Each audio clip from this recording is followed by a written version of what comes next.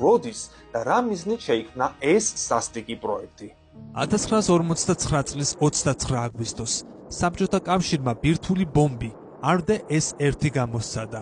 ეს მსოფლიოს მასშტაბით ძალიან მნიშვნელოვანი მოვლენა აღმოჩნდა, რადგან მანამდე ერთადერთი ქვეყანა, რომელიც ბირთვულ იარაღს ფლობდა, ამერიკის შეერთებული შტატები იყო. 1959 წლის აგვისტოდან კი უკვე მასშტაბური განადგურების უნარის მქონე ბომბზე ხელი საბჭოთა სოციალისტურ რესპუბლიკასაც მიუწვდებოდა.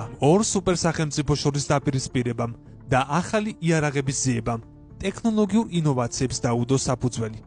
შეერთებულ შტატებშიც და საბჭოთა კავშირშიც აცნობიერებდნენ, რომ მიმდინარე ეპოქაში უპირატესობას ის ქვეყანა მოიპოვებდა, რომელიც ტექნოლოგიურად ყველაზე დახვეწილ იარაღს განავითარებდა. დახვეწილ იარაღში, რა თქმა უნდა, მხოლოდ სარაკეტო სისტემები და ჯავშა ტექნიკა არ მოიაზრება. ერთ-ერთი რამ, რისი პოტენციური იარაღად გამოყენებაც საბჭოთა სოციალისტური რესპუბლიკისთვის და ამერიკის შეერთებული შტატებისთვისაც საინტერესო იყო, ფსიქოაქტიური საშუალებებია.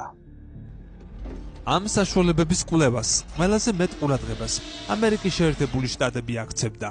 საბჭოთა კავშირისთვის კი პრიორიტეტული რთულად აღმოჩენადი საწამლავის და ქიმიური იარაღის შექმნა იყო.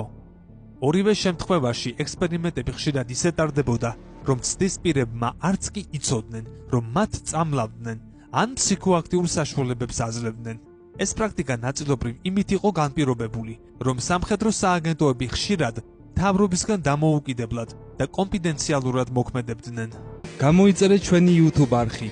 ლინკი ჩაშენებულია მთავარ გვერდზე YouTube-ის სიმბოლო აიკონში.